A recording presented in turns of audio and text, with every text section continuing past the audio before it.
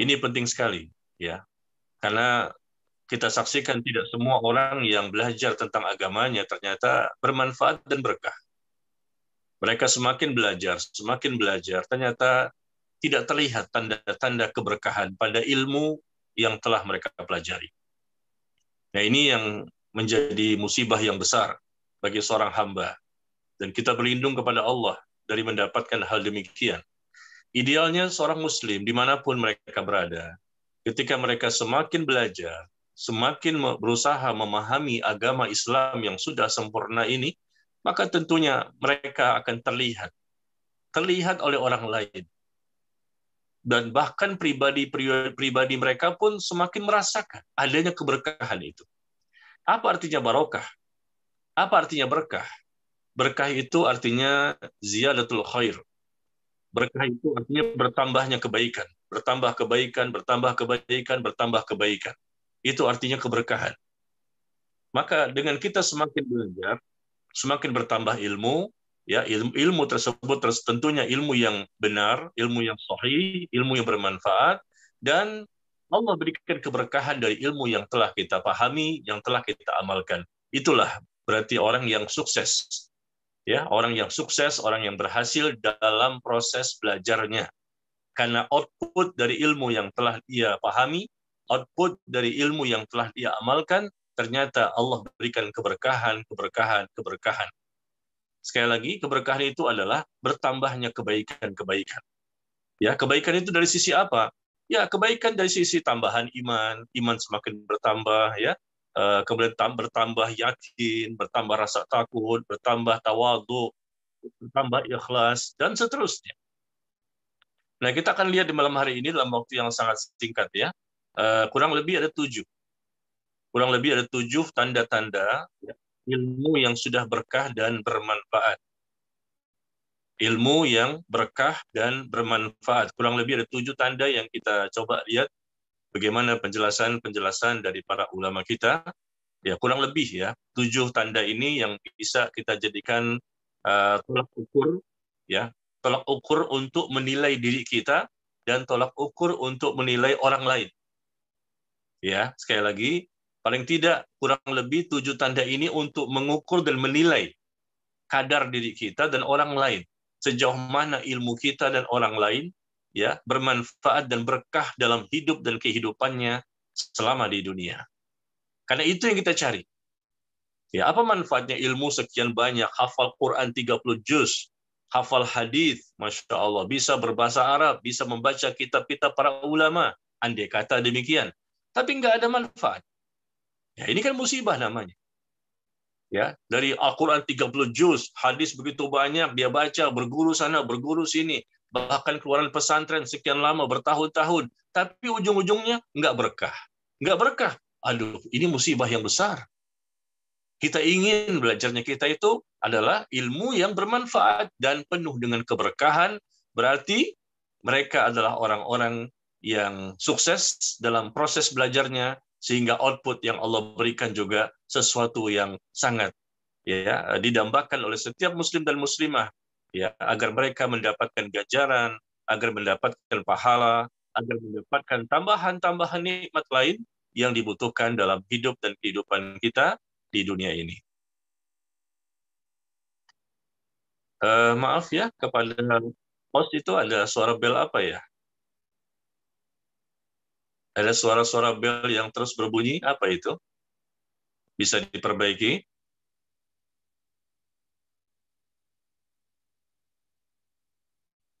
Nah, bunyi kembali. Bunyi apa itu?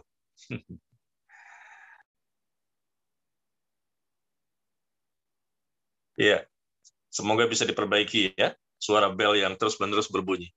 Baik, kita lanjutkan jamaah sekalian berbahagia. Langsung saja kepada pembahasan kita. Jadi ilmu yang berkah dan bermanfaat, ilmu yang membekas, ya, ilmu yang membekas pada diri kita, pada hati kita, ya, dan kita mampu memahami, mengamalkan dan mempertahankan. Tapi kalau ilmu tidak berkah dan tidak bermanfaat, tentunya hal tersebut tidak dia dapatkan, hanya sekedar lewat saja, tidak membekas di hati, tidak bermanfaat pada lisan, dan tidak bermanfaat pada anggota badan. Tidak bisa dipahami, atau mungkin bisa dipahami, tapi tidak bisa diamalkan. atau mungkin bisa dipahami dan bisa diamalkan, tapi tidak ada keikhlasan, tidak ada keberkahan, dan seterusnya. Baik, langsung saja kepada beberapa tanda-tanda ilmu yang berkah dan bermanfaat. Yang pertama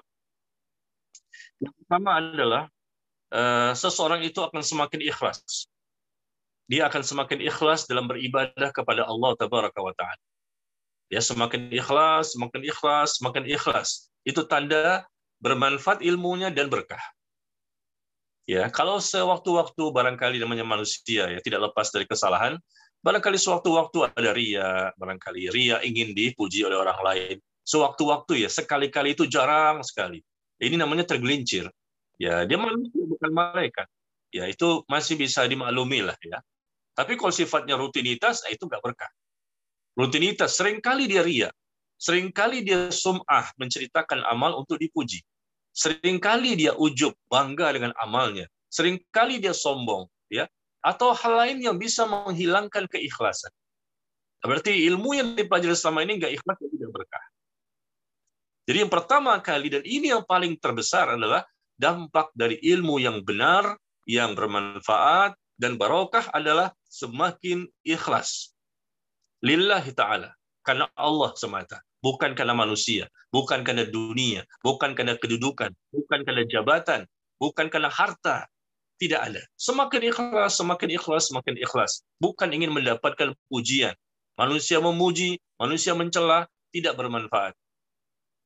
Nah itu. Ya, jadi semakin ikhlas ya dalam beribadah kepada Allah di mana saja mereka beribadah. Di tengah keramaian manusia, ketika sendirian, tetap ya kondisi niatnya ikhlas karena Allah Tabaraka wa Ta'ala, dan juga ya semakin sesuai dengan sunnah Nabi Sallallahu Alaihi Wasallam, semakin sesuai dengan syariat, semakin sesuai dengan contoh dan tuntunan dari Nabi Alaihi Wasallam. Ini yang pertama ya. Ini yang pertama.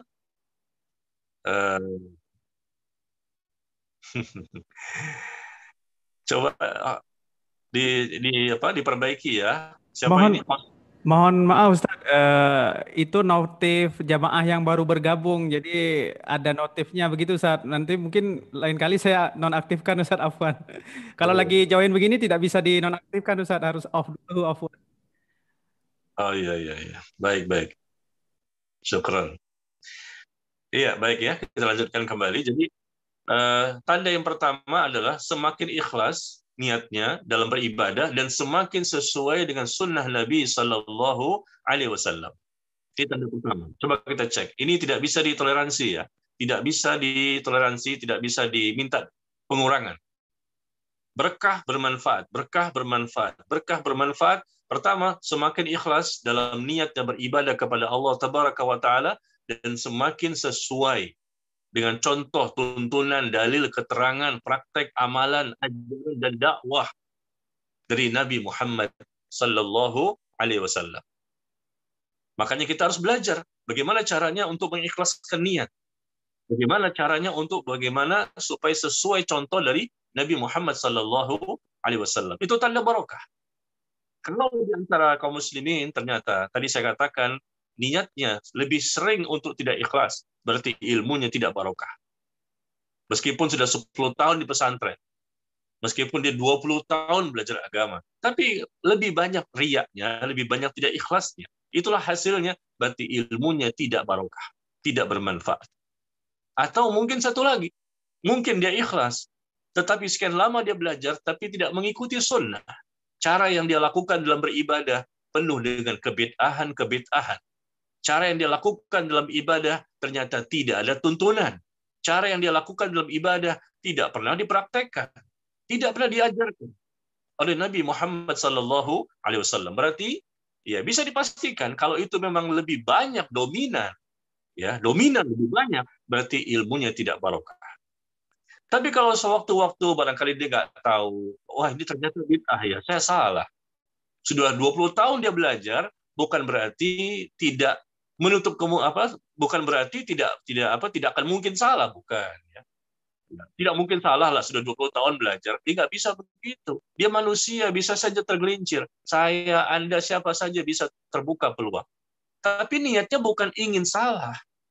Sekali waktu dia lupa, sekali waktu dia tergelincir, ternyata ini pemahaman yang keliru, ternyata ini pemahaman yang bid'ah, ternyata ini pemahaman yang tidak ada tuntunan. Sekali waktu dia tergelincir, nggak masalah. Tetap dia dianggap barokah ilmunya. Karena yang dilihat adalah jumlah dominan. Yang mendominasi itu adalah yang ikhlasnya apa riyaknya, ikhlasnya apa ujubnya, ikhlasnya apa sum'ahnya atau sombongnya. Yang lebih mendominasi itu yang sunnahnya atau bid'ah. Ya, jadi untuk poin pertama ini kita lihat, ya, andai kata diri kita dan orang lain ya mengalami hal seperti ini, maka hendaknya kita jangan cepat untuk memvonis orang lain. Wah, ini ahlul bid'ah. Wah, ini pengikut kesesatan. Wah, ini dia orang yang tidak boleh diambil ilmunya. Misalnya dia seorang ustadz barangkali. Ya, namanya ustadz juga manusia. Ulama saja bisa salah, apalagi seorang ustadz. Ya, ulama yang luar biasa, ilmunya mendalam, ya. Bisa salah, tapi tentunya kesalahan itu bukanlah disengaja. Bisa jadi mungkin dia tidak tahu, mungkin dia lupa, mungkin salah baca, salah referensi, ya. Mungkin dia punya pemahaman yang berbeda dari sisi ijtihadnya. Ijtihad, dia punya ijtihad, punya pendapat. Dan pendapatnya itu ternyata pendapat yang lemah, pendapat yang tidak kuat. Dan semua orang tahu, atau lebih banyak yang tahu, bahwa pendapat ini sebetulnya tidak boleh diikuti. Ya, ya sudah, dia seorang ulama, dia seorang ustadz, atau kita sebagai jamaah biasa. Tetap kita katakan, insya Allah ilmunya baik, ilmunya barokah, ilmunya bermanfaat. Ya, ketika kita lihat memang yang lebih dominan adalah kebaikan-kebaikan yang dia miliki. Dan apalagi seandainya orang tersebut, ya, ketika tahu dia salah, dia mau untuk rujuk, mau dikembali kepada kebenaran. Dia minta maaf, dia istighfar kepada Allah, minta ampun atas kesalahan yang tidak disengaja 1, 2, 3 barangkali. Setelah itu dia minta maaf kepada orang lain yang mungkin dia pernah ajarkan, pernah disampaikan. Ya, selesai urusan. Semua manusia pasti pernah memiliki kesalahan. Jangan Anda ingin mendapatkan ya seseorang yang tidak punya kesalahan. Nggak bisa. Coba Anda silakan berguru dengan siapapun ustadznya, siapapun ulamanya. Ya, tidak ada satupun di antara mereka yang tidak pernah punya kesalahan. Pasti punya kesalahan. Saya berani mengatakan. Kenapa? Karena mereka manusia.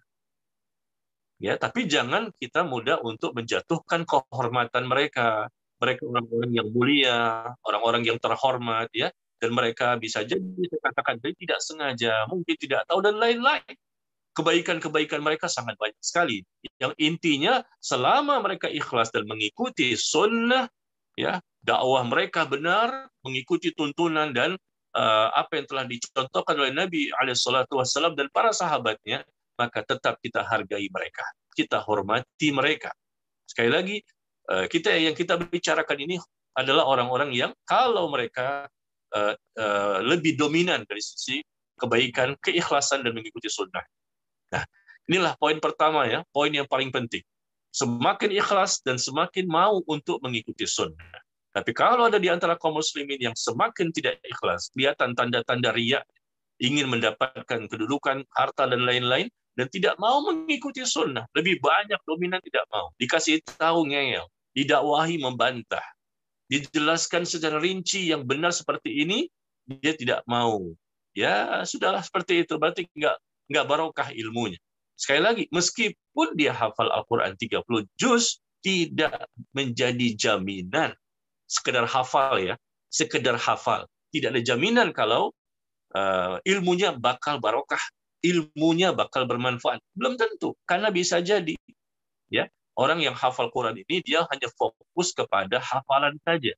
Dan itu yang pernah saya lihat, yang pernah saya ketemukan orangnya. Dia fokus kepada hafalannya. Masya Allah, hafalannya bagus, memang luar biasa. Ya, tapi cara memahami ayat Quran yang dia baca, ternyata dia tidak fokus di situ. Tidak banyak yang bisa dia pahami dari Al-Quran dan Sunnah, tapi hanya hafalannya saja yang lebih dominan. Sehingga yang terjadi adalah dalam praktek kehidupan sehari-hari, karena nggak paham, nggak dipelajari masalah tafsir, nggak dipelajari masalah penjelasan-penjelasan hadis, ya, sehingga terjadi adalah salah, salah, dan salah. Nabi SAW bersabda, "Man ta'allama ilman, man ta'allama ilman mimma yubtagha bihi wajhullahi 'azza wa jalla." Ya, barang siapa yang menuntut ilmu, barang siapa menuntut ilmu, yang seharusnya diharapkan dengan menuntut ilmu itu diharapkan dia meraih wajah Allah. Barang siapa yang menuntut ilmu yang seharusnya dia ingin meraih wajah Allah, ternyata dia ingin mencari yang lain. Bukan wajah Allah yang dia cari. Bukan keikhlasan untuk karena Allah semata, bukan. Dia ingin mencari yang lain untuk dunia. Ya, subhanallah. Dia ingin mendapatkan yang sedikit dari dunia ini. Tujuannya ternyata itu. Maka kata Nabi SAW, lam yajid arfa jannah yaumal qiyamah. Maka dia tidak akan mencium aroma wanginya surga nanti pada hari kiamat. Aroma wanginya surga. Aroma wanginya surga nanti pada hari kiamat tidak dia dapatkan. Jangankan masuk surga, aromanya saja yang dapat tercium sejauh, ya, sekian lama perjalanan, puluhan tahun perjalanan, dia tidak akan bisa untuk menciumnya. Nah, inilah akibat dari orang yang mereka menuntut ilmu, belajar, ya, bukan orang bodoh, ya, bukan orang yang nggak mau belajar, belajar. Di sini disebutkan man ta'allama ilman, barang siapa yang menuntut ilmu, datang dia ke majelis ilmu, dia dengarkan kajian-kajian, dia nulis, dia baca, dia perhatikan, konsentrasi, tapi ternyata bukan untuk meraih wajah Allah, tapi untuk meraih kenikmatan yang sedikit dari dunia, tidak akan dia mencium nanti pada hari kiamat, ya, mencium aroma wanginya surga. Ya Allah, naudzubillah min dzalik, ya. Demikian yang pertama secara singkat saja, karena kita akan bahas 7 poin di malam hari ini. Jadi kita lihat diri kita dan orang lain. Semakin ikhlas, semakin mau untuk mengikuti sunnah, mengikuti syariat, mengikuti cara beragama yang benar, sesuai ya bagaimana Rasulullah SAW dan para sahabatnya sebagai contoh kita, teladan kita dalam beragama. Maka insya Allah ini suatu poin yang sangat menggembirakan, sangat membahagiakan. Karena orang tersebut, ya, orang-orang yang berhasil, ya, dan ilmunya bermanfaat dan barokah. Yang kedua, tanda ilmu yang bermanfaat dan barokah. Yang kedua adalah ilmu tersebut semakin menambah rasa takut kepada Allah. Ilmu yang kita pelajari, ya, yang berkaitan dengan ilmu agama, ya, menyebabkan seseorang itu semakin bertambah rasa takutnya kepada Allah. Barokah, bermanfaat ilmunya. Iya, dia belajar mungkin baru 1 bulan, tapi semakin bertambah rasa takut. Insya Allah bermanfaat dan barokah. Dia baru belajar baru 6 bulan, mungkin baru setahun, baru 2 tahun, mungkin 5 tahun, dan seterusnya. Ya, berapa lama pun dia belajar, usia dia belajar tentang agama dalam Islam ini, tapi menyebabkan dia menambah rasa takut, bertambah rasa takut. Ini menunjukkan insya Allah ilmunya bermanfaat dan barokah. Tapi ada orang yang belajar agama, ya, tutup auratnya, berjilbab, tambah lagi jenggotnya segala macam, lihat casingnya luar biasa. Casingnya itu menunjukkan seorang yang kelihatannya seolah-olah soleh dan soleha. Tapi ternyata rasa takutnya tidak bertambah-tambah. Na'udzubillah min dzalik. Yang lebih dominan rasa takutnya tidak bertambah. Bahkan yang ada semakin berkurang, semakin banyak futurnya, semakin seringnya berbuat dosa dan maksiat. Di tengah keramaian maupun ketika sepi tidak ada orang yang melihatnya. Nah, ini pertanda ilmu yang tidak bermanfaat dan tidak barokah. Ya, sekali lagi, yang lebih dominan. Saya katakan selalu seperti itu, yang lebih dominan. Ya, mungkin bisa jadi kita mengalami futur. Mengalami futur, ya, kita jatuh pada dosa. Ya, sekali waktu pernah lah kita mungkin satu dosa yang pernah kita lakukan. Jadi antara jamaah sekalian, mungkin secara umum juga begitu. Pernah, ya. Tapi kan itu suatu hal yang sebetulnya nggak boleh jatuh pada dosa, ya. Tapi ya udahlah, ini namanya manusia. Dia yang penting ketika dia berdosa, segera dia bertaubat dengan taubat nasuha. Dan dia berusaha bertekad untuk tidak jatuh lagi kepada dosa-dosa yang lain. Nah, seperti itu, ya. Jadi ini yang kedua. Jadi yang kedua, bertambah-tambah rasa takut kepada Allah. Kalau seandainya kita seperti itu, maka berbahagialah kita.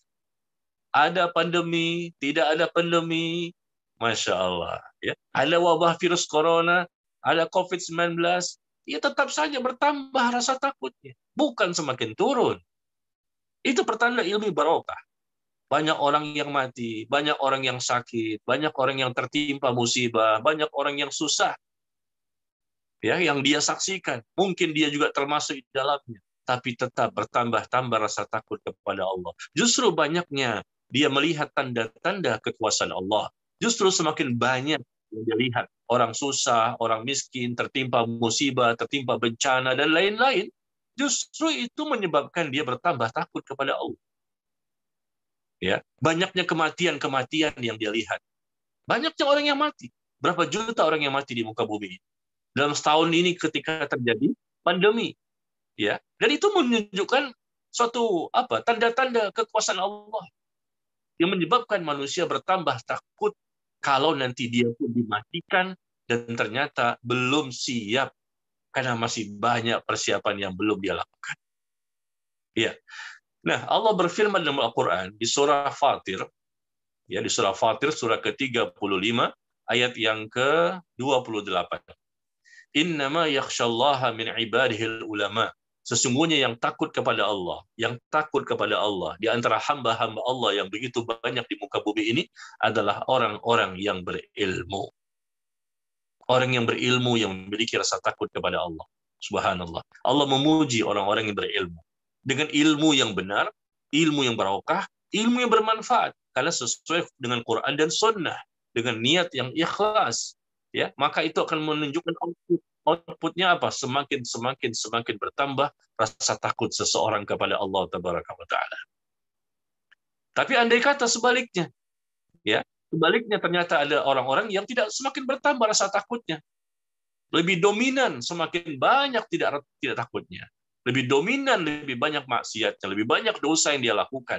Ini menunjukkan meskipun dia belajar, keluaran pesantren, LC mungkin Madinah sana atau siapapun ustadznya, misalnya ini andai kata ya. Jadi ini kita saksikan di masyarakat.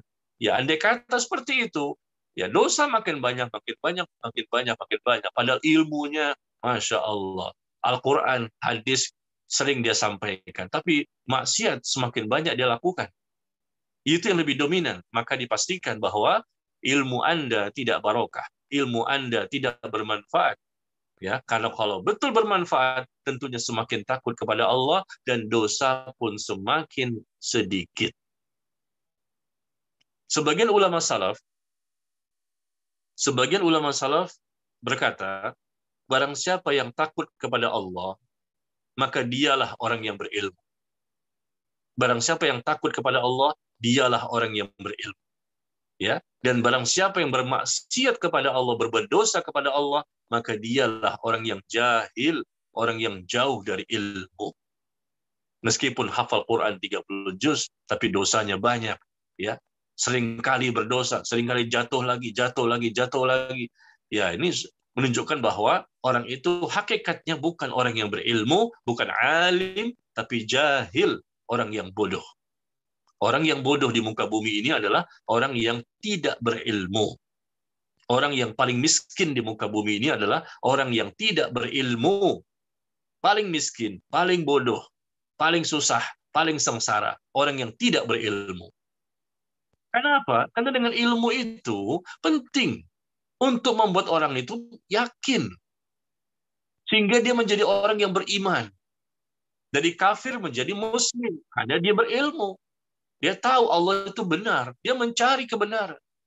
Ya, atau setelah dia menjadi muslim, dia belajar terus, semakin dia banyak belajar dengan cara belajar yang benar, ya ilmu semakin bertambah, maka akan kelihatan rasa takutnya semakin banyak.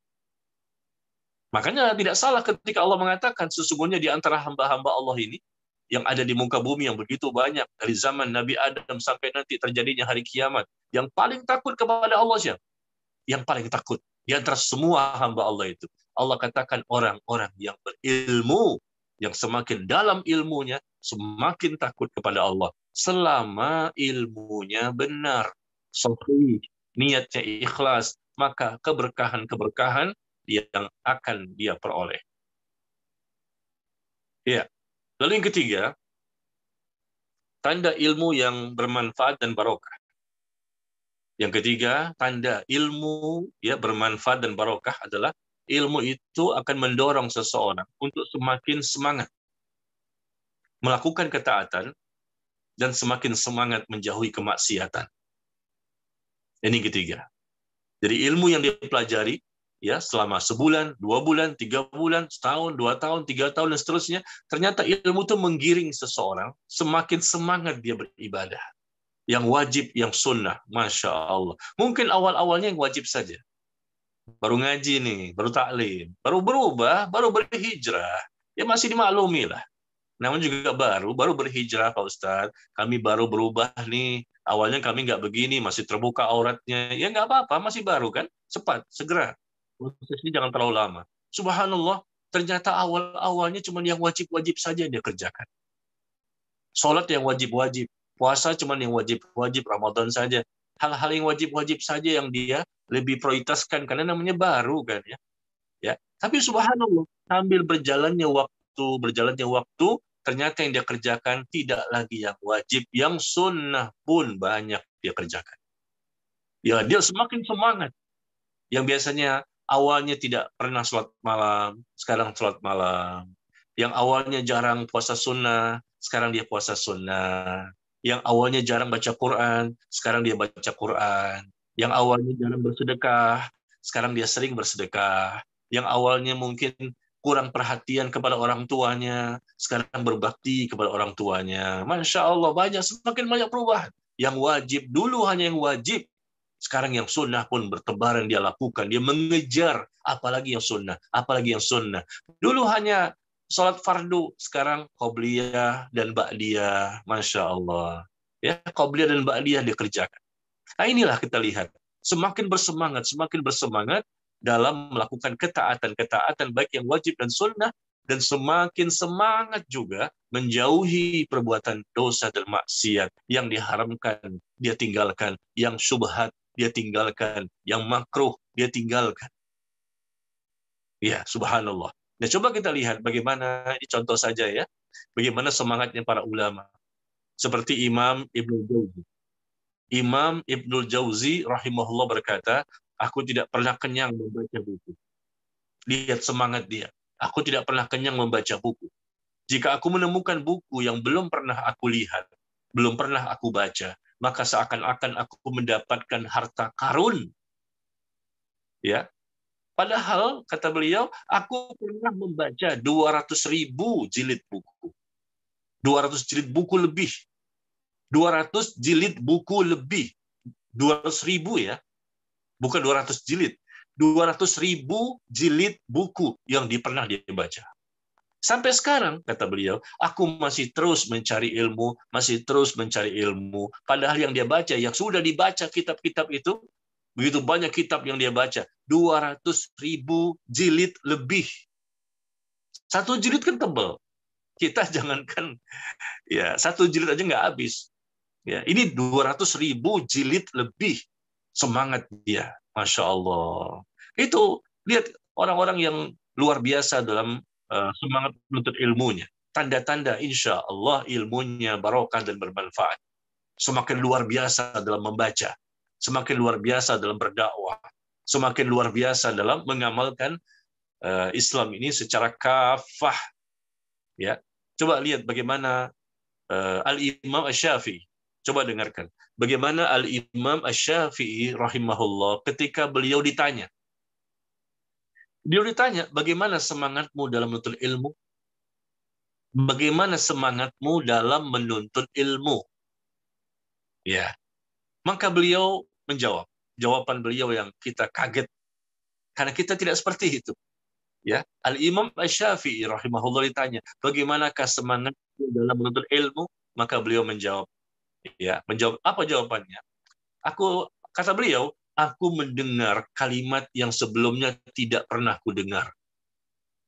Maka anggota tubuhku yang lain ingin memiliki pandangan untuk bisa menikmati ilmu tersebut sebagaimana yang dirasakan oleh telinga. Sekali lagi, aku mendengar. Dengan apa dia mendengar? Dengan telinga. Aku mendengar kalimat, ya, suatu ilmu yang dia dengar dengan telinganya. Aku mendengar kalimat yang sebelumnya tidak pernah aku dengar. Ini ilmu yang baru bagiku.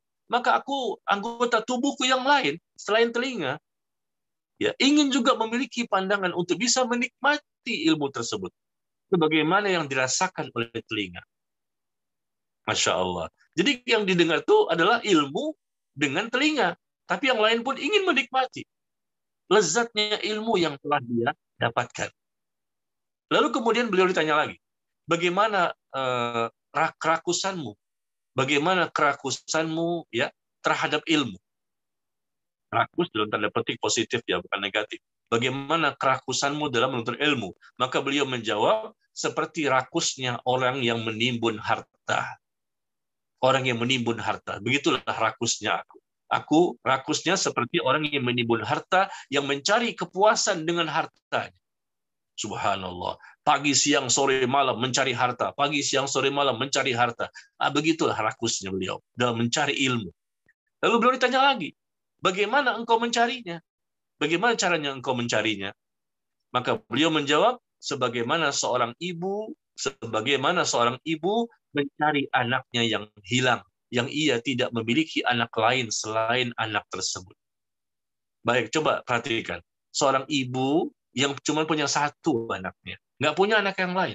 Dan anak itu anak yang disayang luar biasa. Yang namanya cuma satu, ya, nggak lagi punya anak yang lain. Ya, lalu anak itu hilang. Bagaimana perasaan ibu itu? Bagaimana perasaan seorang ibu yang punya anak cuma satu, yang sangat dia sayangi, sangat dia cintai, sangat dia rindukan, tiba-tiba anak itu hilang. Wah, subhanallah. Nah, begitulah perumpamaan yang disebutkan oleh Al-Imam Asy-Syafi'i. Ketika beliau ditanya, bagaimana engkau mencari ilmu? Bagaimana engkau mencari ilmu? Ya, orang yang kehilangan anaknya tadi, ibu yang kehilangan anaknya, dia akan mencari ke sana kemari, cari informasi, telepon polisi, telepon ini, cari informasi, diumumkan di mana, cari di mana anak saya, di mana anak saya. Nah, begitulah perumpamaan. Kata Imam Asy-Syafi'i rahimahullah, ya, aku mencari ilmu seperti itu. Semangatnya untuk mencari ilmu. Ya, jadi bukan hanya ketaatan dalam melakukan ibadah-ibadah sunnah saja, tapi juga semangat dalam menuntut ilmu. Semangat dia untuk melakukan ketaatan-ketaatan apapun yang memang disyariatkan oleh Allah Tabaraka wa Ta'ala. Dan Syekh Abdul Wahid bin Zaid berkata, ya, man amila bima, barang siapa mengamalkan ilmu, yang telah dia pelajari, dia punya ilmu, amalkan. Dia punya ilmu, amalkan. Dia punya ilmu, amalkan. Maka Allah pun akan membukakan untuknya perkara-perkara yang sebelumnya ia tidak mengetahui. Fattaqullah wa yu'allimukumullah.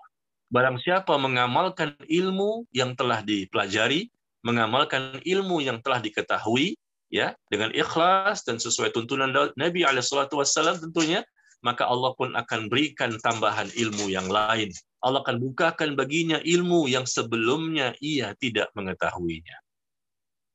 Ini keberkahan. Ya, kenapa? Karena Allah lihat, memang dia semangat melakukan ketaatan-ketaatan, menjauhi dosa dan kemaksiatan, akhirnya Allah berikan keberkahan. Keberkahan yaitu ilmu lain yang belum pernah dia dengar, ilmu lain yang belum pernah dia ketahui, ilmu lain yang belum pernah dia baca, yang ilmu tersebut benar juga. Ya, subhanallah, ya. Ini tanda yang ketiga, ya. Lalu tanda yang keempat. Tanda keempat dari ilmu yang bermanfaat dan barokah. Ya, yang keempat, ya. Tanda dari ilmu yang bermanfaat dan barokah. Yaitu dengan ilmu tersebut mengantarkan seseorang kepada sifat qanaah. Selalu merasa cukup dengan apa yang Allah berikan. Dan dia pun semakin zuhud kepada dunia. Semakin qanaah dan semakin zuhud. Itu hasil dari ilmu yang benar. Ya, semakin qanaah dan semakin zuhud. Artinya apa? Qanaah ini menerima, selalu merasa cukup dengan apa yang telah Allah berikan. Ya, dia puas. Merasa cukup dan puas dengan apapun yang telah Allah berikan kepadanya. Dia bukan orang yang rakus, bukan orang yang tamak, bukan orang yang serakah dengan dunia. Dia mencari kebutuhan, silakan dia mencari nafkah, dia berusaha untuk memenuhi kebutuhan rumah tangganya, ya. Dia mencari bagaimana caranya untuk bisa mendapatkan kebutuhan-kebutuhan selama hidup di dunia, silakan, tidak masalah itu. Tetapi ketika dia sudah berusaha, ya, dan ternyata itulah yang Allah takdirkan, maka dia menerima qanaah. Ya, dia sudah berusaha, dia sudah berdoa, sudah berikhtiar, sudah bertawakal. Ternyata yang didapatkan adalah ini. Ya sudah, qanaah. Dia menerima apa adanya, berarti hatinya tenang. Ini hasil dari ilmu. Qanaah. Bukan semakin rakus, bukan semakin tamak dengan dunia. Dan lalu dia tidak pernah terpuaskan jiwanya. Ini pertanda ilmunya tidak barokah. Ada orang yang belajar, tetapi tidak pernah merasa puas dengan apa yang Allah berikan. Selalu merasa kurang aja. Udah kaya sebetulnya, udah tercukupi sebetulnya, tapi selalu merasa kurang. Ada orang lain yang jauh lebih banyak, jutaan orang lebih miskin dibandingkan dirinya. Tapi hidupnya, ya, kalau mereka memang orang bertakwa, hidupnya tenang saja. Kenapa dia sudah berkecukupan, dia sudah kaya, ya, tapi juga tidak bisa mendapatkan ketenangan dan kebahagiaan, serba merasa kurang dengan apa yang telah dia miliki. Itu pertanda ilmunya tidak barokah. Dan juga ya, tentunya zuhud kepada dunia. Zuhud, ya. Zuhud kepada dunia artinya adalah dia semakin lebih memprioritaskan akhirat dibandingkan dunianya. Itu zuhud. Zuhud terhadap dunia bukan berarti memakai pakaian yang jelek, compang-camping, bolong sana, bolong sini, jahitan sana, jahitan sini, ya, nggak punya apa-apa, rumah pun juga dikasih orang, ya, bukan begitu namanya zuhud, itu salah. Tidak boleh kita meminta-minta kepada orang, ya, kecuali orang yang betul-betul tertimpa musibah barangkali, nggak punya harta sama sekali. Tapi zuhud itu adalah orang yang pendek angan-angannya. Sebagaimana Imam Ahmad bin Hanbal rahimahullah mengatakan, zuhud di dunia itu adalah memendekkan angan-angan.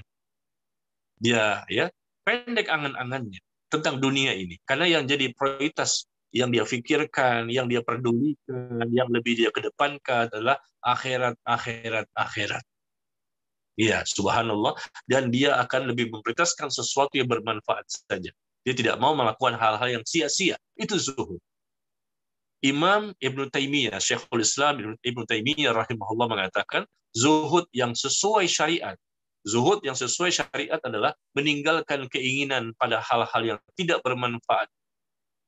Meninggalkan keinginan pada hal-hal yang tidak bermanfaat untuk negeri akhirat. Ini kira-kira bermanfaat nggak untuk di akhirat? Nggak ada, dia tinggalkan. Ini bermanfaat nggak untuk akhirat? Nggak ada, dia tinggalkan. Subhanallah. Itu orang yang zuhud. Ya, hal-hal yang sifatnya mungkin boleh sebetulnya, hal-hal yang mubah, ya, tapi ketika memang berlebihan dan tidak dia butuhkan, dia tinggalkan. Itu orang yang zuhud, kata Syekhul Islam Ibn Taimiyah. Ya. Jadi semakin zuhud terlihat pada diri seseorang, semakin zuhud pada diri seseorang, dan itulah pertanda orang yang berilmu. Makanya Al-Imam Al-Hasan Al-Basri, Al-Imam Al-Hasan Al-Basri rahimahullah berkata, sesungguhnya orang yang berilmu itu adalah orang yang zuhud pada dunia. Itulah orang yang berilmu. Dan semangat mencari akhirat. Itulah orang yang berilmu.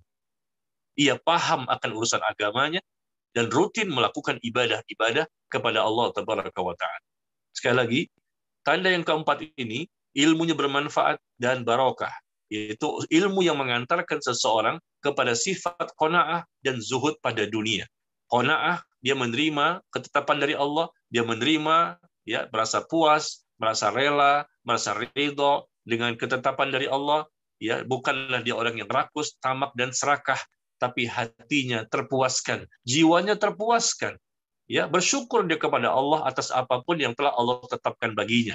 Qanaah, merasa puas, ya, subhanallah, dan kemudian dia zuhud kepada dunia, pendek angan-angannya, dan dia lebih banyak memprioritaskan, memperdulikan, memikirkan masalah akhirat dibandingkan masalah dunia, karena dia tahu dunia ini sebentar, singkat, sementara yang akan pasti demi Allah ditinggalkan. Ini orang yang zuhud. Ya, itu hasil ngaji. Bukannya semakin ngaji itu ternyata dunianya semakin lebih dominan dibandingkan akhirat. Bukan ditinggal sama sekali ya, jangan salah persepsi. Ya, ditinggalkan sama sekali dunianya itu salah. Karena kita sedang hidup di dunia pasti butuh dunia. Bagaimana kita tinggalkan sama sekali nanti menjadi beban bagi orang lain. Minta-minta ke sana kemari, naudzubillah. Tapi maksud saya di sini adalah yang lebih dominan yang dia pikirkan adalah masalah akhirat. Dunia dia pikirkan. Kenapa? Dia sedang hidup di dunia. Apalagi dia seorang suami. Harus mencari nafkah. Bagaimana terobosan, bagaimana jualan, bagaimana dagangan, bagaimana untuk mendapatkan keuntungan. Silakan. Tapi yang lebih diprioritaskan, yang lebih diperdulikan, lebih diperhatikan adalah akhirat. Akhirat. Nah, itu orang yang zuhud pada dunia dan dia meninggalkan perkara-perkara yang tidak bermanfaat untuk akhirat. Ini ada manfaat nggak? Ada pahala nggak ini? Ada ganjaran nggak di sini? Nggak ada, ya udah saya nggak mau. Nah, itu orang yang zuhud pada dunia. Itu hasil ngaji yang benar. Bukannya bercanda sekian lama, ya, bermain-main ke sana kemari, habis waktu sia-sia, ngobrol lama, tidak ada manfaat. Ah, itu pertanda ilmunya nggak barokah. Mohon maaf ya, itu nggak barokah. Karena ilmu semakin banyak, semakin tinggi, semakin banyak, semakin tinggi, maka orang itu akan semakin pelit. Semakin pelit dengan waktunya. Bukan harta ya, semakin pelit dengan waktunya. Dia tidak mau menghabiskan waktunya untuk hal yang sia-sia. Makanya Allah mengatakan, qad aflahal mu'minun, beruntunglah orang-orang yang beriman. Alladzina hum fi salatihim khashi'un. Orang-orang yang beriman beruntung ketika mereka salatnya khusyuk, ya, dan kemudian walladzina hum anil lagwi mu'ridun, dan mereka juga menjauhi perkataan dan perbuatan yang sia-sia, yang tidak bermanfaat, yang tidak berguna untuk akhiratnya. Itu orang yang zuhud. Ya, itu hasil dari ngaji yang benar. Ya. Kemudian yang kelima, semuanya 7 ya. Yang kelima, tanda-tanda ilmu yang bermanfaat dan barokah adalah orang itu semakin tawadhu. Semakin tawadhu dia, rendah hati, tidak sombong, ya, menjadikan hati tunduk dan khusyuk kepada Allah dan merasa hina di hadapan Allah Tabaraka wa Ta'ala. Semakin tawadhu kepada Allah dan juga tawadhu kepada orang-orang yang beriman, ya, artinya mereka tidak sombong. Semakin tambah ilmu, semakin merunduk. Semakin tambah ilmu, semakin dia kelihatan orang yang tidak mau menyombongkan dirinya. Padahal bisa jadi dialah orang yang paling berilmu. Dialah orang yang paling bertakwa. Dialah orang yang paling soleh dan soleha. Ya, orang pun tahu semuanya. Dialah yang paling terdepan. Tapi kelihatan dia, Masya Allah, nggak mau sampai menonjolkan dirinya. Tidak mau menjadi orang yang terkenal, orang yang populer. Bahkan dia takut menjadi orang yang terkenal. Tetapi kadang-kadang ya tidak dijadikan seperti itu. Meskipun dia niatnya tidak ingin menjadi orang terkenal, tapi Allah jadikan dia terkenal. Sebagaimana Imam Ahmad bin Hanbal rahimahullah, beliau merasa risih, merasa tidak nyaman ketika beliau menjadi orang yang terkenal. Di mana-mana orang tahu siapa dia. Dia mengharapkan dirinya tidak dikenal oleh manusia, sehingga dia bisa bebas untuk beribadah, bebas bisa berjalan, bisa berdakwah dan kemana-mana. Tapi Allah jadikan beliau terkenal. Tapi ketika menjadi terkenal, beliau merasa ini musibah. Allahu Akbar. Itu ulama ya. Merasa musibah ketika menjadi orang terkenal. Karena memang tujuan dia berdakwah, tujuan ini kan semua karena lillahi ta'ala. Semakin tawadhu dan tidak sombong. Nah, sombong itu apa sih? Sombong itu adalah batalul haq wa ghamtun nas. Sombong itu adalah menolak kebenaran dan merendahkan manusia. Itu definisi sombong. Menolak kebenaran dan merendahkan manusia. Ini lawan dari tawadhu. Semakin tinggi ilmu, semakin banyak ilmu, harusnya semakin tawadhu, bukan sombong.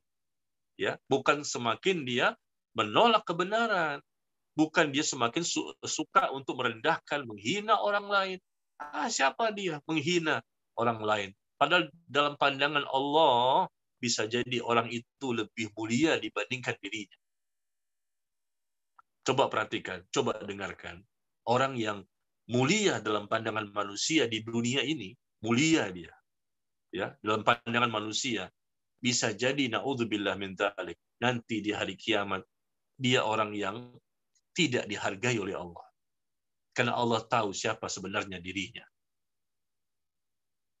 Tidak dihargai dan tidak dimuliakan oleh Allah. Padahal di dunia orang mengeluh-elukannya, orang membangga-banggakannya, orang banyak ya berbicara tentang orang tersebut, tapi belum tentu. Itu kan pandangan manusia. Bagaimana pandangan Allah? Yang penting itu pandangan Allah, penilaian Allah kepada kita, bukan orang yang menilai kita. Nah, jadi orang itu semakin tawadhu. Karena kita saksikan, ya, kita saksikan kaum muslimin, ikhwan dan akhwat sekalian yang berbahagia. Ketika kita banyak ngaji, banyak taklim, banyak mendengarkan, banyak belajar, banyak menuntut ilmu, ternyata tidak sedikit di antara kita mulailah ya menyombongkan dirinya. Siapa Anda? Baru ngaji ya. Baru tutup aurat ya. Hati-hati ya.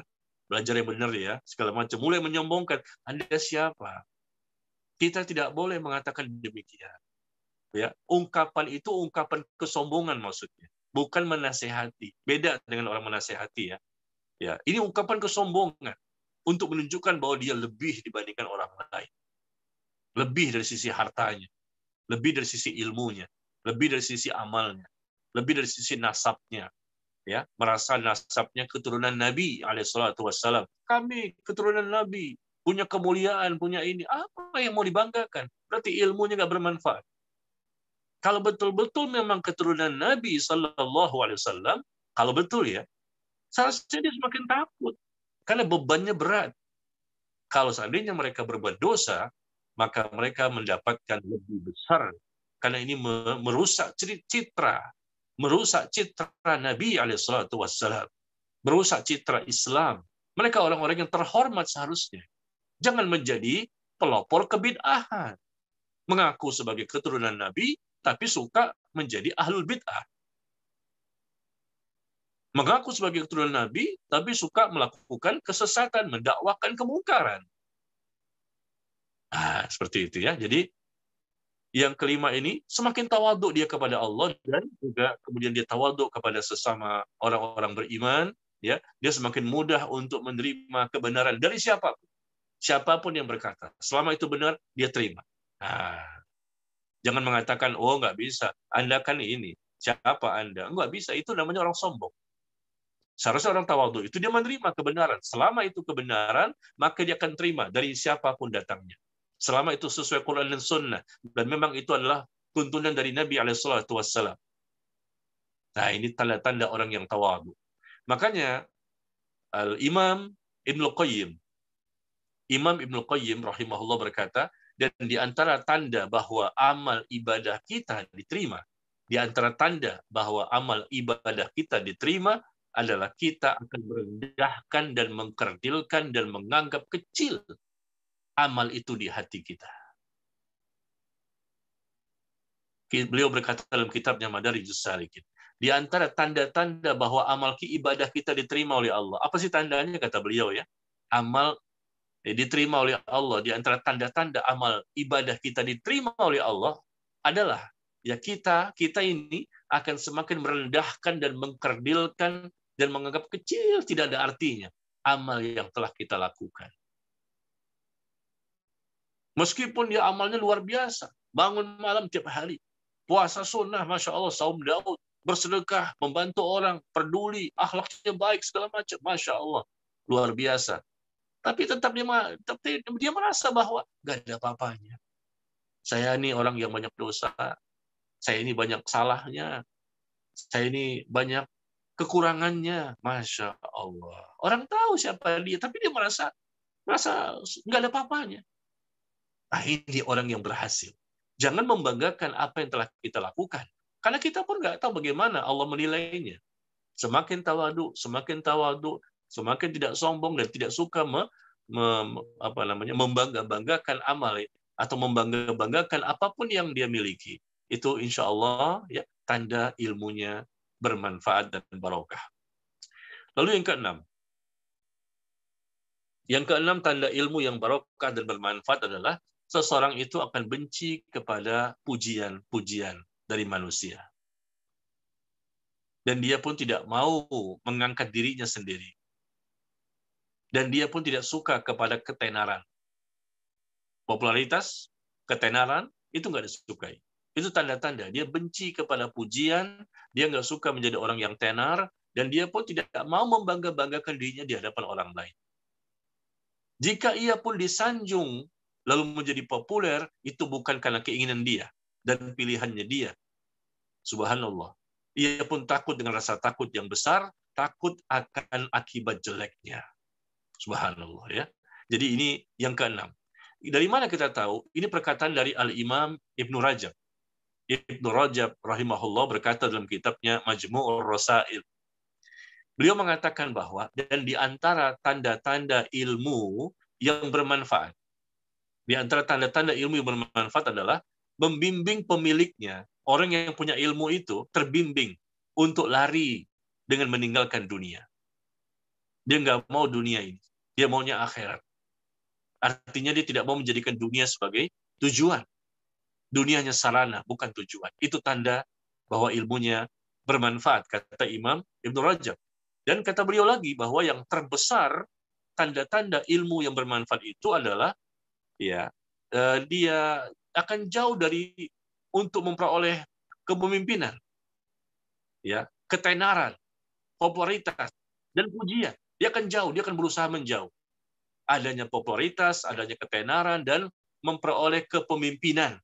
Dia nggak suka jadi orang yang menonjol. Allahu Akbar. Itu tanda-tanda dari orang yang bermanfaat ilmunya.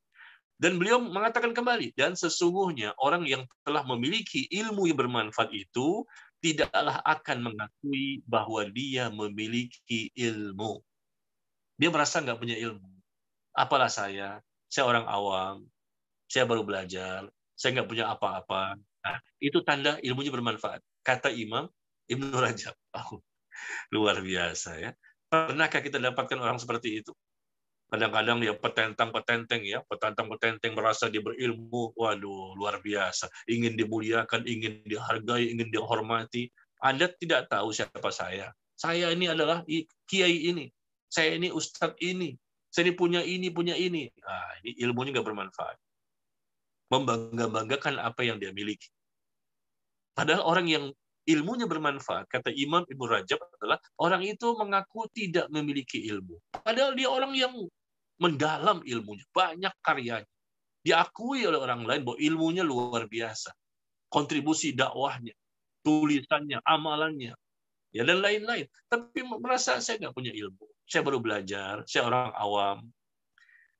Ya subhanallah. Kami adalah penuntut ilmu, sebagaimana contohnya Al-Imam Al-Albani. Al-Imam Al-Albani rahimahullah pernah ya beliau dipuji oleh orang lain, tapi beliau mengatakan bahwa saya ini talibul ilm. Saya ini penuntut ilmu sama seperti Anda. Saya ini penuntut ilmu sama seperti Anda. Padahal dia ulama dunia bukan RT RW. Yang karyanya begitu banyak, diakui oleh lawan maupun kawan. Ulama sunnah, mujaddid di abad ini, subhanallah. Ya, tapi tidak merasa bahwa dia ulama. Ketika dipuji oleh orang lain mengatakan saya, ana talibul ilm, kama. Ya, saya ini adalah orang yang penuntut ilmu sebagaimana Anda juga sebagai seorang penuntut ilmu. Subhanallah. Jadi dia tidak merasa bahwa dia orang yang punya kelebihan. Dan dia pun tidak membangga-banggakannya kepada siapapun.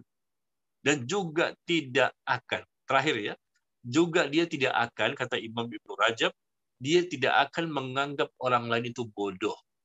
Tidak akan menganggap orang lain itu bodoh.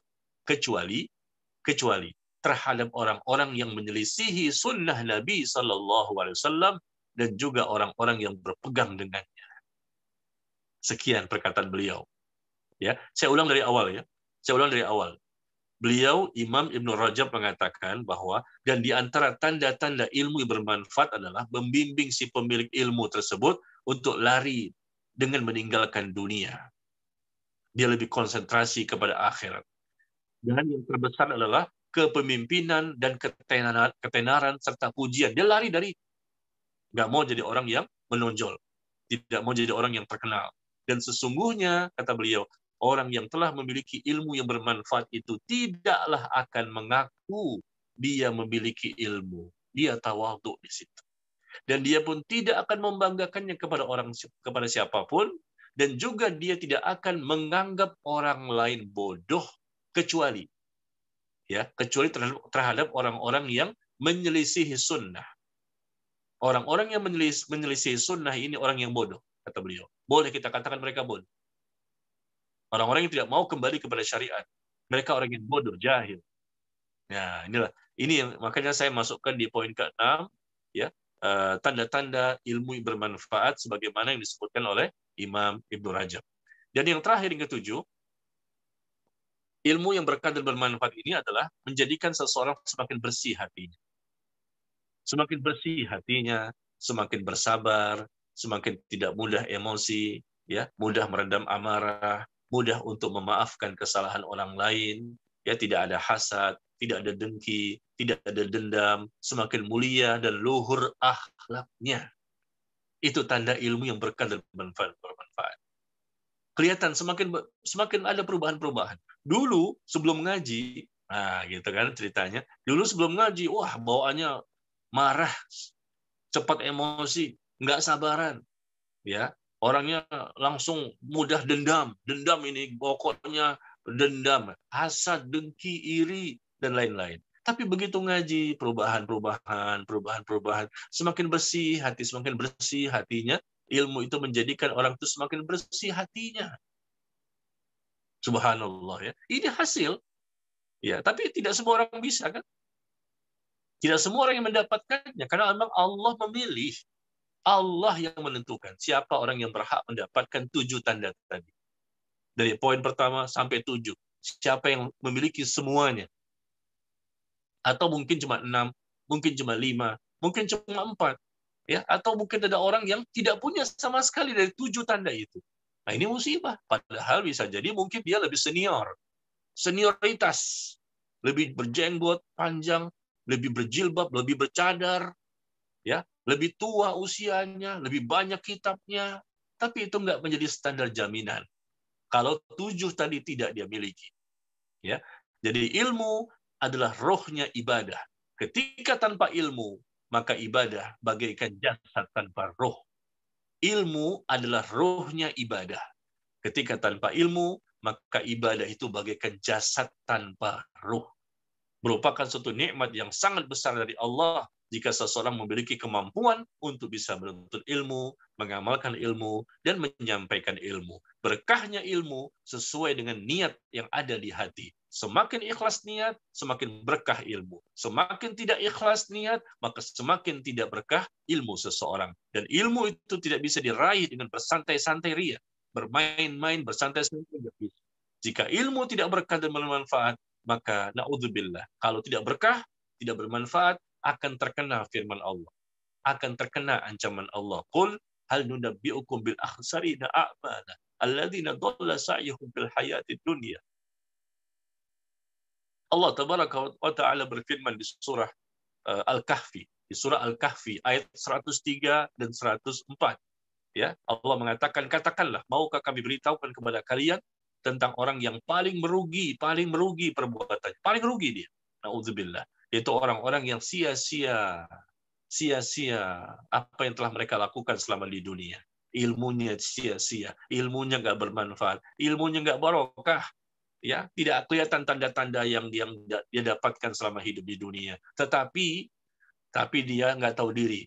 Dia menyangka bahwa dirinya telah berbuat dengan perbuatan yang sebaik-baiknya. Padahal menurut pandangan Allah, dia orang yang merugi karena tidak terlihat tanda-tanda kebaikan dari ilmu yang telah dia pelajari.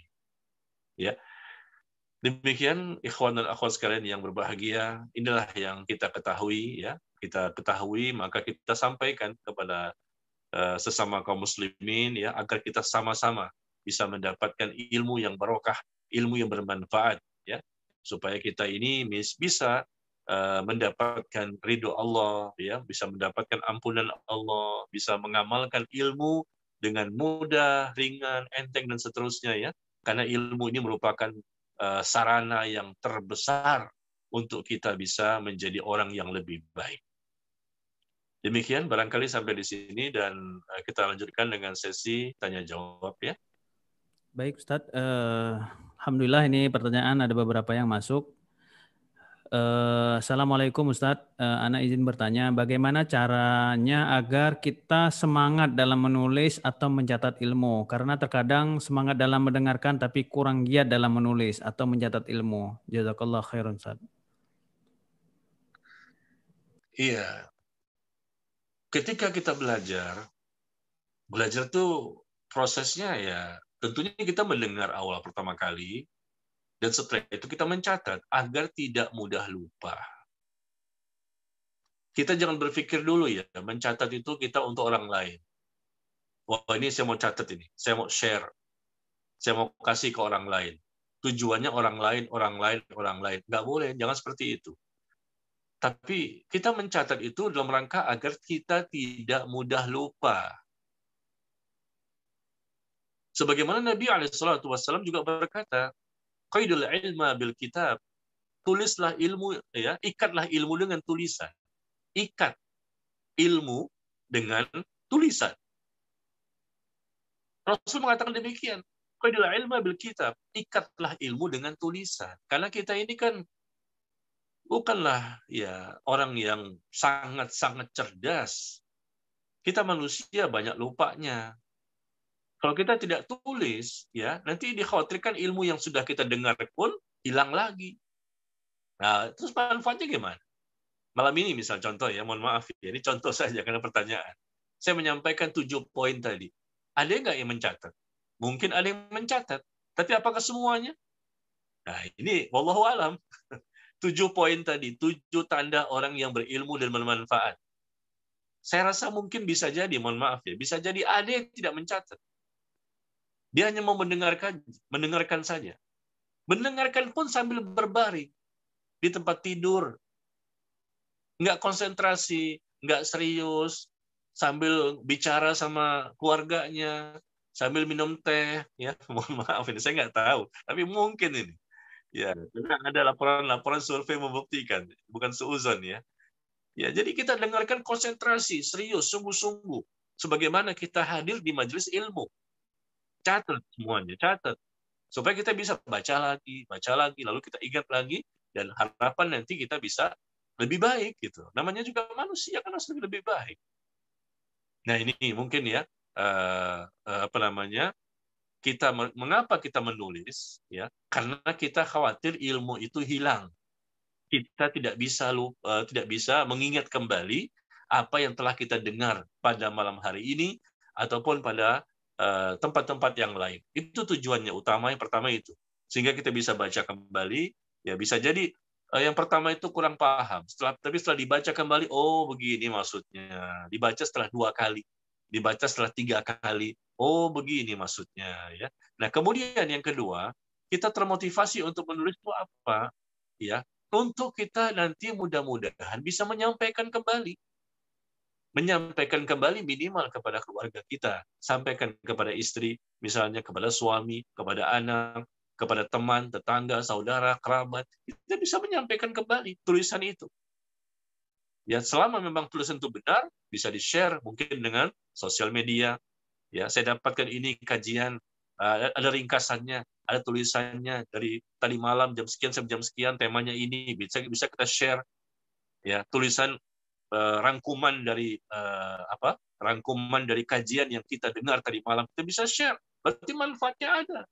Untuk kita ada semakin ingat, semakin bisa kita murojaah nantinya, diulang kembali. Mungkin kita murojaah minggu depannya, kita murojaah mungkin bulan depannya. Ya, subhanallah. Jadi motivasi yang mesti kita tumbuhkan ya untuk sering-sering menulis dalam mendengarkan kajian terutama ya supaya tujuannya kita tidak mudah lupa, kita bisa ingat kembali, sehingga kita bisa bermanfaat untuk diri kita dan bisa juga insya Allah untuk orang lain. Demikian, wallahu ta'ala. Baik Ustadz, pertanyaan berikutnya. Assalamualaikum warahmatullahi wabarakatuh. Ustadz, bagaimana cara mengatasi iman yang kadang naik turun untuk mencari ilmu? Syukran Ustadz. Jazakallah. Iya, iman itu kadang naik, kadang turun ya. Semua pernah merasakan. Al-iman yazid wa yanqus. Iman terkadang naik, iman terkadang turun. Nah ini bagaimana caranya ketika kita harus berilmu lagi, belajar lagi, ya. Semangatkan diri kita agar kita bisa selalu semangat untuk menuntut ilmu. Meskipun andai kata mungkin turun, ya mungkin sekali-sekali lah ya, bukan setiap hari turunnya kan, sekali waktu, barangkali jenuh, barangkali kita penat, barangkali kita juga mungkin tersibukkan dengan hal yang lain ya. Nah, coba kita cari cara-cara untuk bisa membangkitkan kembali semangat. Itu bisa terjadi. Ada orang-orang yang mungkin imannya sedang turun. Kalau naik sih nggak usah dibahas lagi. Imannya sedang naik, ya sudah selesai. Dia akan semangat. Tapi ketika turun bagaimana caranya, tapi tetap bisa dia menuntut ilmu. Maka yang pertama adalah dia berdoa. Berdoa kepada Allah agar Allah berikan kemampuan kepadanya untuk tetap bisa menuntut ilmu dan bermanfaat ilmu yang dia miliki. Salah satu doanya adalah sebagaimana doa yang dibaca oleh Nabi SAW.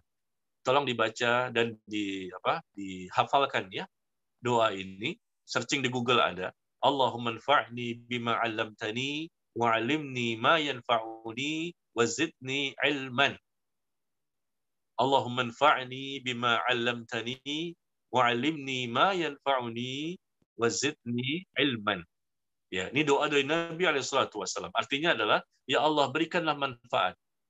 Berikan manfaat atas ilmu yang telah Engkau ajarkan kepadaku. Tuh, ini doanya Nabi loh. Pernah nggak kita baca doa seperti itu? Ya Allah berikanlah manfaat atas ilmu yang telah Engkau ajarkan kepadaku. Dan ajarkan kepadaku, ya Allah, perkara-perkara yang bermanfaat untukku. Dan tambahkanlah ilmu untukku. Jadi pembahasan kita malam ini terangkum di doa itu. Ya Allah, berikan manfaat atas ilmu yang telah Engkau ajarkan. Berikan manfaat. Jadi kita udah dapat ilmunya dan bermanfaat. Dan untuk bisa bermanfaat itu kenapa? Karena Allah yang membantu. Tujuh tadi bisa kita dapatkan dengan izin Allah. Karena Allah yang memberikan. Allah manfa'ni bima 'allamtani wa 'allimni ma yanfa'uni wa zidni ilman. Ya Allah berikanlah manfaat.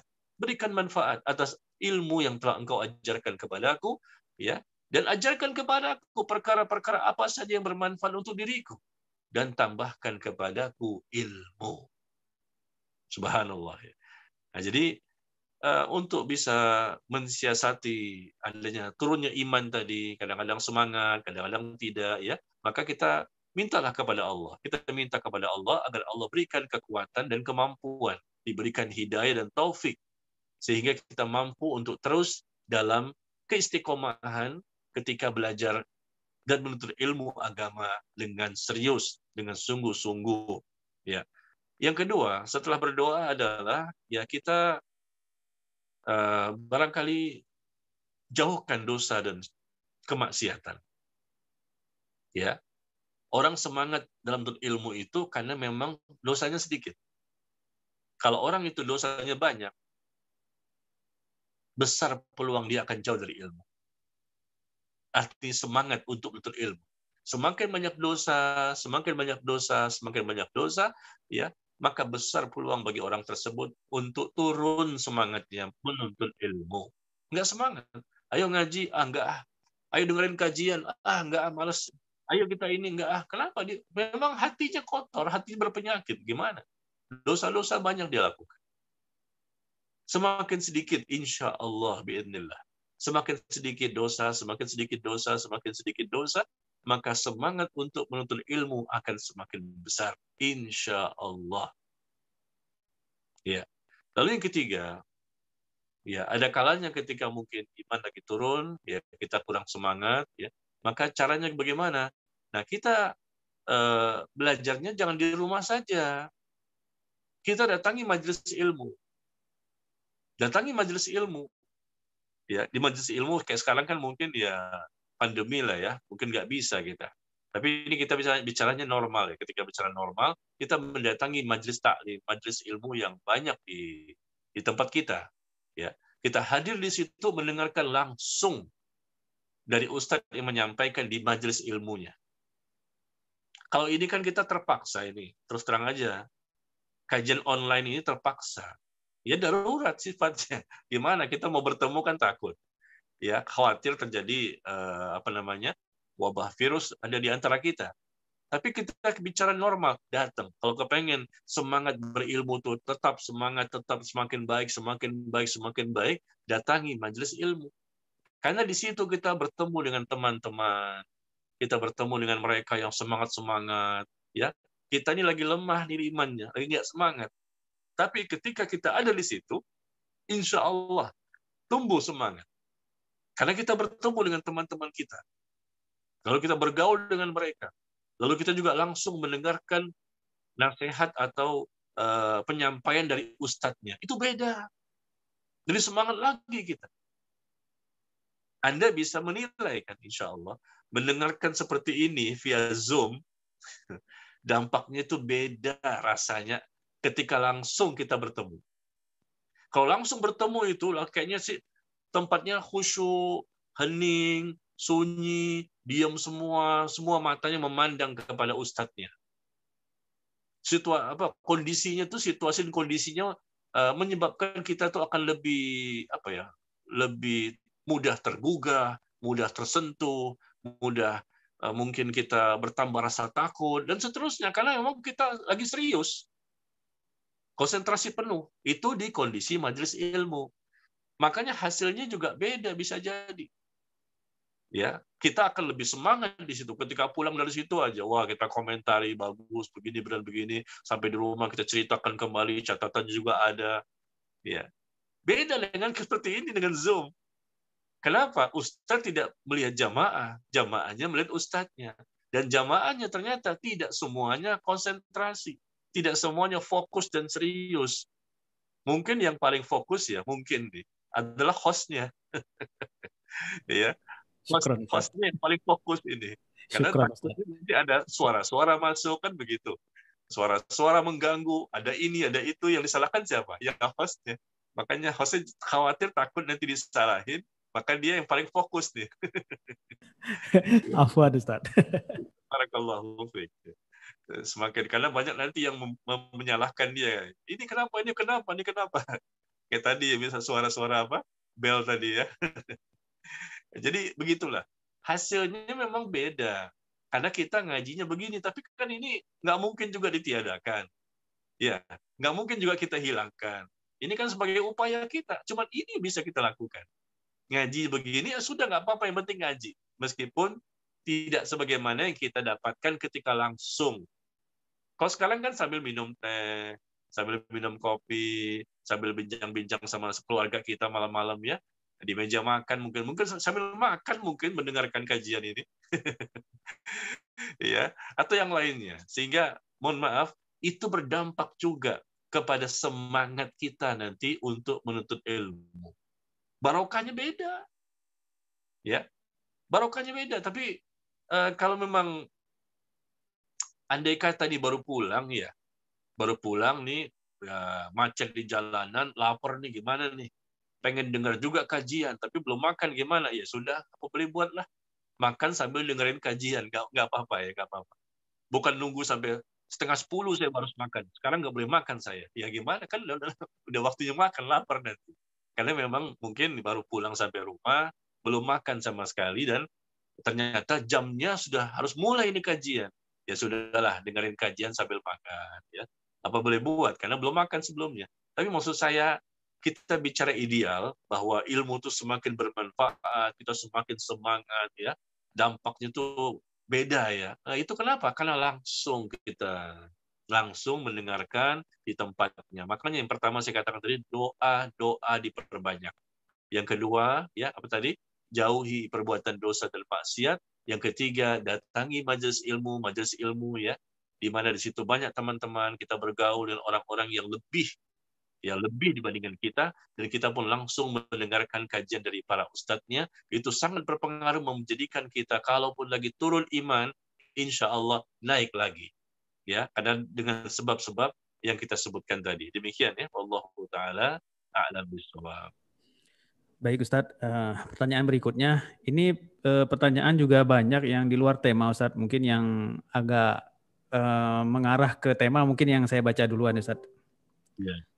Assalamualaikum Ustadz, mengenai zuhud Ustadz. Dulu saya sekolah di Katolik, jadi teman-teman beberapa masih ada yang nyambung sampai sekarang, dan di WA grup yang isinya perempuan semua yang dominan non-muslim. Isi WA grup netral, jarang juga ada chat yang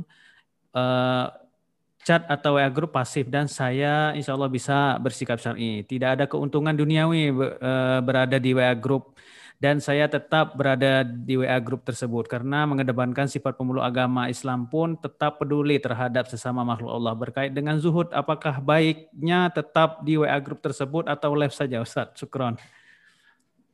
Iya, iya. Ya, itu kembali kepada yang bertanya tadi ya. Apa, sejauh mana manfaat yang dia peroleh? Ada nggak manfaat di situ? Kalau memang dia bisa menebarkan kebaikan, ya mungkin dia bukan ustazah, bukan seorang ustadz, bukan orang yang banyak ilmunya, tapi kan paling tidak dia bisa menyampaikan kebaikan-kebaikan secara umum. Ada nggak kebaikan di situ? Karena ini masalahnya campur baur ya, antara Islam dan orang-orang kafir. Ya, ada di suatu grup WhatsApp. Ini adalah orang teman-teman terdahulu. Coba kita timbang, kita lihat manfaatnya apa. Ya, kalau memang manfaatnya ada dan besar, ya tentunya kita pertahankan di situ demi kemaslahatan bisa menebarkan kebaikan, dan tujuan kita adalah satu. Apa itu? Dakwah. Kita ada di situ untuk dakwah. Saya bukan ustadz, tapi kan kita bisa menyampaikan kebaikan secara umum. Tapi kepada non-muslim pun kita bisa menyampaikan secara umum. Ya, jadi kita bisa kirim artikel barangkali. Kita nggak bisa bicara panjang lebar, tapi kita bisa mengirimkan artikel. Misalnya contoh. Atau mungkin kita bisa meluruskan. Mungkin dalam grup WhatsApp itu ada penyimpangan-penyimpangan, ya. Mungkin karena mereka orang-orang kafir kan nggak paham tentang Islam. Sehingga kadang-kadang mereka memasukkan di grup tersebut pernyataan-pernyataan yang sebetulnya ini bertentangan dengan Islam. Nah, ini contoh saja. Misalnya dia mengatakan bahwa ada seorang yang mengatakan demikian, ada seseorang mengatakan demikian, ya. Dan mereka menganggap inilah Islam. Ya, karena mereka menganggap ini pernyataan seseorang tokoh. Nah, kita ada di situ. Kita tahu ini salah, ini menyimpang. Nah, maksud saya, itulah fungsinya kita di situ. Untuk meluruskan pemahaman mereka yang mereka anggap ini seolah-olah inilah Islam, padahal bukan begitu Islam. Jadi tujuan apa? Dakwah. Kita ingin memperbaiki mereka. Karena mereka mungkin kafir, mungkin juga Islam yang beragama Islam ada di situ. Intinya kita ingin meluruskan mereka. Kita kirimkan artikel, ya, kita perbaiki kesalahan-kesalahan mereka. Mungkin mereka mengirimkan sesuatu yang salah dalam memahami Islam, dalam dalam memahami Islam, atau mungkin dalam syubhat-syubhat yang mungkin mereka tidak paham. Nah, kita bisa memberikan kontribusi di situ. Asalkan dengan syarat kita berilmu dan kita punya akidah yang kuat. Nah, punya nggak itu? Kalau kita berilmu dan kita punya akidah yang kuat, yang nanti diharapkan kita bisa mewarnai mereka, maka manfaatkan itu untuk bisa mewarnai mereka. Karena tujuannya dakwah. Tapi kalau kita tidak punya ilmu, iman kita pas-pasan, kita juga orang kaum muslimin yang beragama Islam, tapi nggak semangat juga dengan Islam kita. Waduh, berbahaya di situ. Takutnya nanti justru kita yang terwarnai, bukan mewarnai. Ya, jadi kita takutnya terwarnai, nanti ada mereka Natalan, kita pun ngucapin selamat Natal. Mereka ada Valentine, kita juga ngucapin Valentine. Mereka ada Paskah, mereka ada ini, mereka ya, ini berbahaya, itu nggak boleh. Jangan ada di situ, keluar dari grup WhatsApp itu. Karena keberadaan kita di situ justru tidak bermanfaat, justru banyak mudaratnya, bisa mengganggu iman dan akidah kita, karena di situ banyak orang kafir bisa. Jadi kita bergaul dengan mereka itu bukan tidak boleh secara total ya, boleh.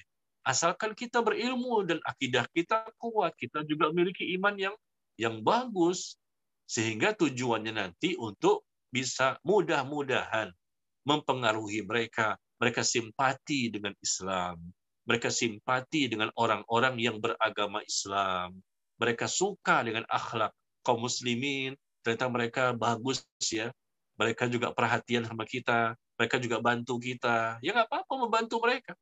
Membantu mungkin mereka miskin, mereka fakir, mungkin mereka sakit, dijenguk ketika sakit, ya nggak apa-apa, ini masalah duniawi. Tetapi kalau sudah mempengaruhi kaum muslimin yang ada di situ, ternyata mereka juga adalah penginjil-penginjil misalnya. Ternyata mereka adalah misionaris-misionaris. Ternyata mereka orang-orang yang punya tujuan juga untuk mengkristenkan kita. Na'udzubillah. Artinya mungkin kalau barangkali seperti itu. Nah itu nggak boleh di situ, keluar segera. Jadi kembali kepada bertanya tadi ya, bahwa ini bukan masalah tidak boleh secara total, yang penting kita merasa kita punya nggak ilmu. Punya nggak ilmu dan pembentengan untuk memiliki akidah yang kuat sehingga tidak terpengaruh oleh syubhat-syubhat mereka. Karena sepertinya saya memperkirakan syubhat-syubhat itu banyak banget di situ. Yang akan mereka kirim, yang akan mereka share. Banyak sekali syubhat-syubhat tentang Islam atau mungkin dengan pemikiran yang lain. Nah, kita bisa membantahnya untuk meluruskan bahwa Islam tidak seperti itu. Punya nggak kemampuan? Nah, kalau punya kemampuan silahkan. Itu bagus sekali. Mudah-mudahan dengan demikian mereka jadi tahu, oh begini ternyata Islam yang benar ya. Oh ternyata Anda ini luar biasa, bisa memberikan contoh seorang Muslim yang baik. Paling tidak minimal mereka simpati dulu lah. Simpati dengan Islam, simpati dengan orang-orang yang beragama Islam. Mudah-mudahan setelahnya ya akan menjadikan mereka akhirnya berbondong-bondong masuk ke dalam agama Islam. Ya, demikian. Wallahu taala a'lam. Baik Ustadz, pertanyaan berikutnya Ustadz. Assalamualaikum Ustadz Afwan, saya ingin bertanya, bagaimana menyikapi suami yang belum memahami sunnah? Bisakah saya memberikan ilmu yang hanya sedikit dan yang saya ketahui, sedangkan saya sendiri masih miskin ilmu sunnah? Jazakallah khair Ustadz. Iya, bisa saja, kenapa tidak? Ibu sebagai seorang istri barangkali tidak memiliki ilmu yang banyak tentang pemahaman Islam yang sesuai sunnah, sesuai syariat, ya, sesuai dengan tuntunan. Mungkin baru berhijrah, mungkin baru bertaubat dan seterusnya. Tapi bisa untuk mewarnai suami. Ya dengan cara apa? Yang pertama doa. Selalu saya mengatakan doa yang pertama. Doakan suami agar dia berubah. Minta sama Allah. Tidak ada yang tidak mungkin. Bagi Allah tidak ada yang tidak mungkin. Semua itu bisa. Allah cukup mengatakan kun fayakun. Jadi maka jadilah. Yang pertama itu. Yang kedua, ya coba nasihati sesuai kemampuan. Sesuai kemampuan. Nasihati, dibimbing, didakwahi dengan lisan. Kalau nggak bisa, maka sampaikan dengan artikel-artikel, kirim ke handphonenya. Kirim artikel-artikel atau mungkin video-video ya tentang sunnah itu seperti apa, kirim ke handphonenya. Atau mungkin cara ketiga yaitu hendaknya diberikan buku. Ya, ibu memiliki buku mungkin yang bagus yang menjelaskan tentang sunnah itu seperti apa. Nah, berikan bukunya kepada suami untuk dibaca. Itu cara ketiga. Cara keempat, ya ajak suami untuk taklim. Bersama-sama berangkatnya, sama-sama pulangnya. Alangkah indahnya. Ya, sama-sama mendengarkan kajian. Ketika itu dia bisa langsung mendengarkan dari seorang ustadz yang menjelaskan tentang sunnah itu seperti apa. Ya, itu cara keempat. Cara kelima adalah barangkali ibu mengetahui ada ikhwan yang dekat dengan suami, barangkali minta tolong sama orang tersebut untuk bisa mewarnai sang suami. Ini cara kelima. Ya, cara kelima, ibu tahu ada seorang ikhwan sunnah yang lebih bagus, ya lebih baik pemahamannya, mungkin lebih senior, ya, ilmunya lebih banyak, minta tolong dong warnai suami saya, berikan dia semangat untuk mau mempelajari sunnah. Ya kita tidak tahu hidayah itu datang dari mana ya. Kadang-kadang istri menyampaikan ke suami nggak mau dengar, nggak mempan. Sampai nangis-nangis istri, nggak mempan juga. Ternyata subhanallah, ya dia mau mendengarkan dan mau berubah setelah mendengarkan dari teman-temannya. Maka yang cara kelima ini yang saya sampaikan, ya barangkali kita tahu siapa temannya yang lebih condong kepada sunnah, minta tolong untuk warnai suami ibu tersebut. Ya, barangkali mungkin dia dapat hidayah dari poin yang kelima, mungkin dia dapat hidayah dari poin keempat, mungkin dia dapat hidayah dari poin ketiga. Kita nggak tahu. Laksanakan semuanya secara maksimal.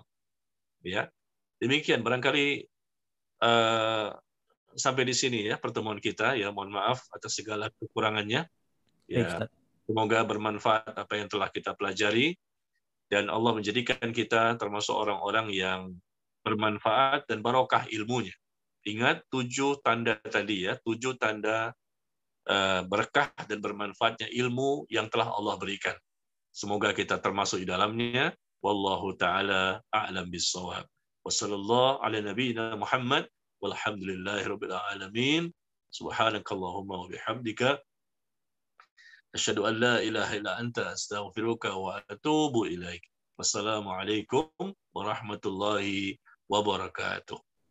Waalaikumsalam warahmatullahi wabarakatuh. Alhamdulillah jemaah sekalian, kajian malam ini telah selesai. Bagi pertanyaan yang belum sempat kami bacakan karena waktu tidak mungkin lain kali kita jemaah bisa bertanya kembali. Saya Muslim sebagai moderator, jika ada kekurangan mohon maaf. Billahi taufiq wal hidayah. Assalamualaikum warahmatullahi wabarakatuh.